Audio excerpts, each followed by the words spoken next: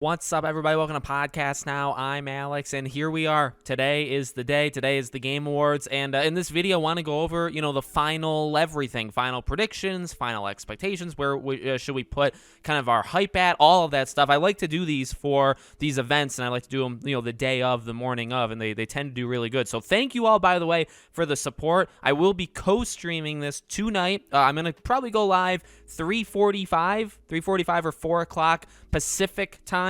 Okay, so I'll be live. We'll be live before the pre-show. We'll talk a little. We'll watch the pre-show. We'll see if there's anything there worth talking about, and then we'll watch the main show together. So make sure you guys come back tonight at 3:45, anywhere between that 3:45 to 4 p.m. Pacific time range. Now, let's talk about this. I'm pumped. I'm very excited, and I do want to say, but in terms of the expectations and the hype and all that stuff. Look, you do you. I'm gonna set my own. I expect you guys to set your own. I get in trouble no matter what, whether I don't guarantee or promise anything, and then stuff doesn't happen, and then people get mad at me for like hyping people up. You guys hype yourself up however high that you want. But in reality, no, I am a Jeff Keighley fan.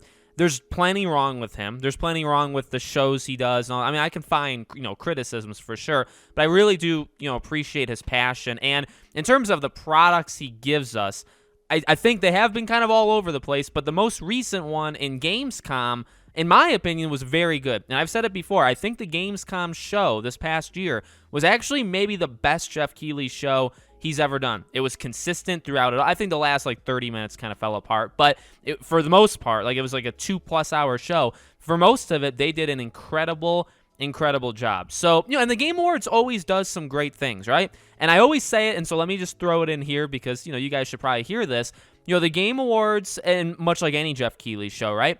You're going to have those big announcements, those 3 to 5, huge things. You're going to have the middle tier. You're going to have a lower tier, right? Independent creators, stuff that, and some of those things, by the way, are not for every single person. Some things are only going to appeal to certain kinds of people. And I try not to hold that over him or hold that over a show too much, because just because a game or if an Apex Legends, expansion gets announced or whatever, I could care less about that game. But there's millions that play it. You know what I mean? And so even the mobile stuff that he's going down that path and all that stuff, I could truly care less. I don't care if that stuff is kicked out of the gaming industry. But there's lots of people that play it. So just because it's not interesting to me doesn't mean it's not going to be interesting to somebody else. But I really think based off of the what we kind of already know is going to be there. So what do we know? Suicide Squad Kill the Justice League is there. Awesome.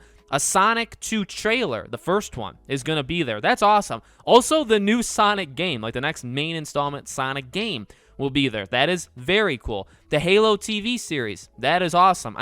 Right there, you have a pretty, and that's not all, that's not even all that we have confirmed, but that's a very solid group of things. Now, I said, in terms of predictions, I really think it makes sense to do something for the Last of Us show. I really, really do. Or maybe the Last of Us multiplayer, but that doesn't have to do with that kind of medium of storytelling, you know what I mean? But you have the Halo show, you have the Sonic trailer. I'd say something Uncharted movie-wise, but you already have maybe a second trailer would make sense, but it's not going to be as big as the other ones because it's the second one, right? But you could. But I think The Last of Us, the show, I believe the show is done filming, right? It's been done for a month or so.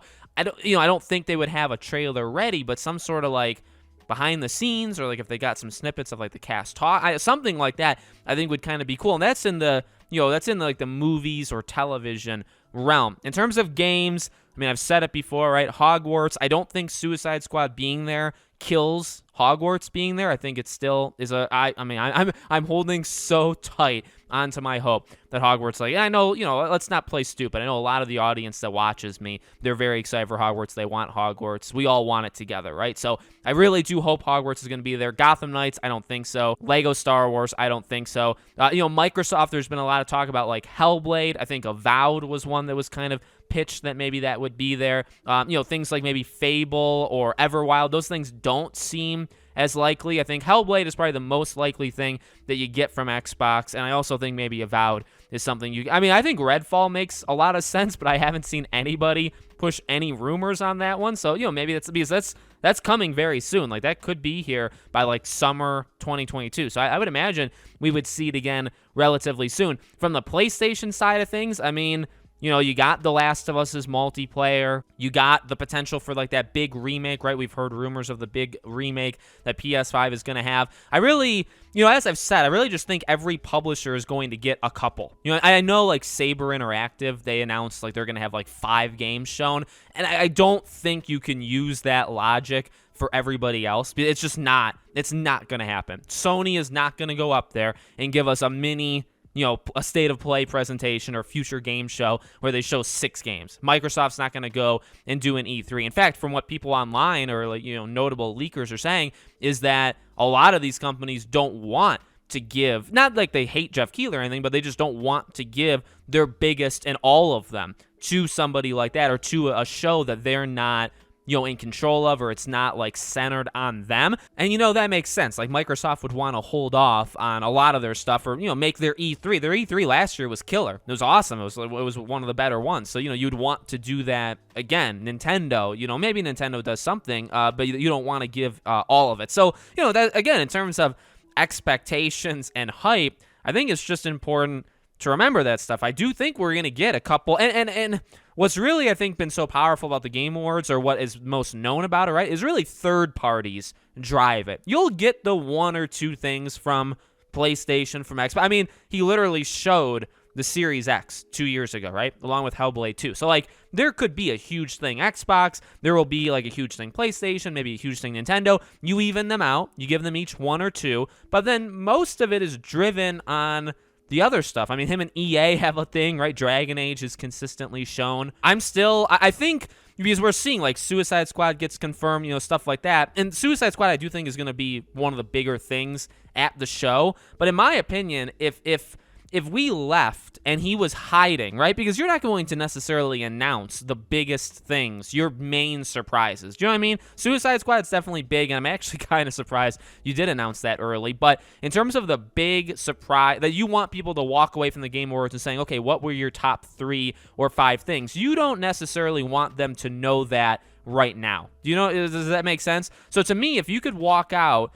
with like the Amy Hennig Marvel game, that would be sweet. Quantic Dream Star Wars game, that would be sweet.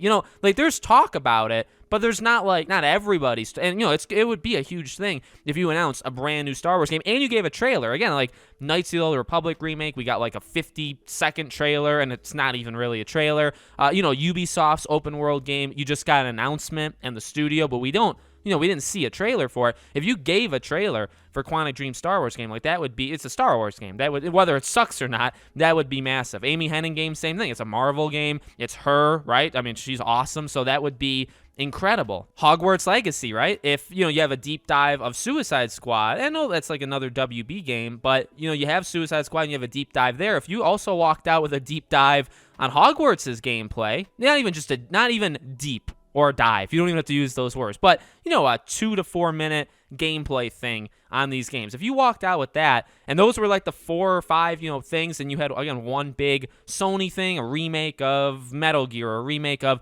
Silent Hill, and then you had Xbox, and you had, you showed Hellblade, you gave a release date, or you showed, name another thing, right? You showed Avowed, and you said, like, for sure it's coming out in 2022. Like, those would be pretty darn sweet. I'd be very happy if we walked away from the Game Awards with those 6 to 8 things. If we get more, phenomenal. If we get less, I mean, again, it's based off of where you hold your expectations. I mean, I'm pumped to see Suicide Squad's gameplay like in the flesh. I'm very excited to see like the Halo TV series. Like, that's gonna be awesome, or at least I hope so, right?